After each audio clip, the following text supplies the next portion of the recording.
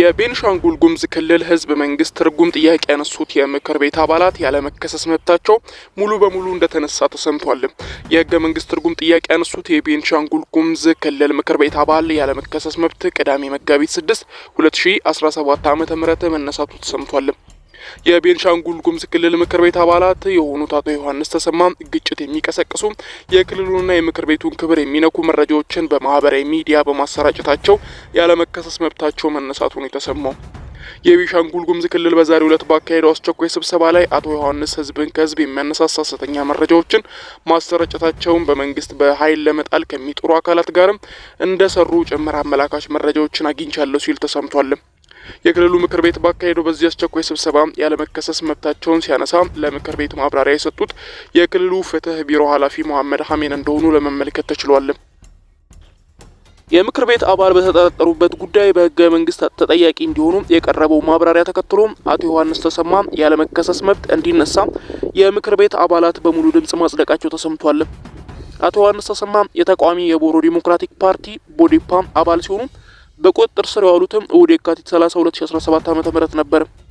ፖለቲከኛው በቁጥጥር ስር የዋሉት ከሌሎች ሁለት የፓርቲ የወከሉ የምክር ቤት አባላት ጋር በመሆን የተሻሻለውን የክልሉን ህገ መንግስትና የተወካዮችን ብዛት ያሻሽላሉ የተባሉ አዋጆችን ተፈጻሚ እንዳይሆኑና ለህገ መንግስት ጉዳዮች አጣሪ ኮሚቴ አቤቱታ ባቀረቡበት ሳምንት ነው። የቀድሞው ዋና ዳይሬክተርና የምክር ቤቱ አባል አቶ ዮሐንስ እስካሁን ድረስ ፍርድ ቤት አለመቅረባቸውን ምንጮች እየገለጹ ይገኛሉ።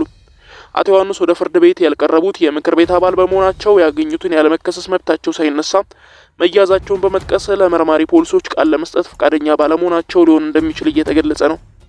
ሶስት የምክር ቤት አባላት የካቲት 25 ለህገ መንግስት አጣሪ ኮሚቴ ባቀረቡት የህገ መንግስት ትርጉም ጥያቄ ላይ ከ100 ወደ 165 ያደገው የምክር ቤት መቀመጫ ብዛት ለምርጫ ክልሎች የተከፋፈለበት መንገድ የህዝብን ብዛት ሳይሆን የወረዳዎችን ቁጥር መሰረት ያደረገ እንደሆነ በመጥቀስ ተቃውሞ ሲያሰሙ እንደከረሙ ይታወቃል።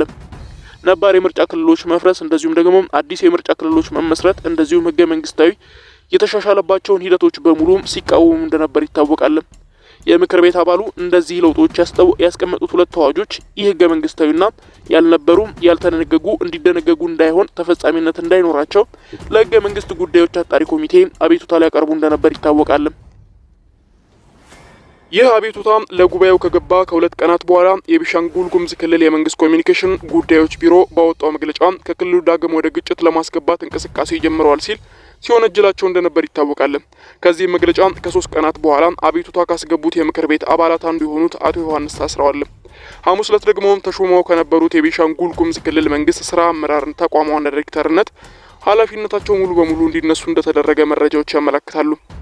የክልል መንግስት የመንግስታት ኃላፊነት ከሰጧቸው ተቋማት ፓርቲ አባላት አንዱ የሆኑት አቶ ዮሐንስም ተቋሙን ከጥቅምት 2014 ዓ.ም ጀምሮ ከ3 ዓመታት በላይ እንዳስተዳደሩት ይታወቃል።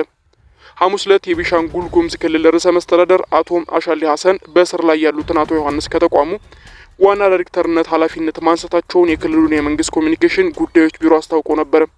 በምትኩም እስከ ትናንት ድረስ የክልሉን ሳይንስና ቴክኖሎጂ የኢኖቬሽን ኮሚኒኬሽን ኤጀንሲ በዋና ዳይሬክተርነት ሲመሩ የነበሩት አቶ አብዱል ሰላም ኢብራሂም እንደተሾሙ ገልጾ አልፏል።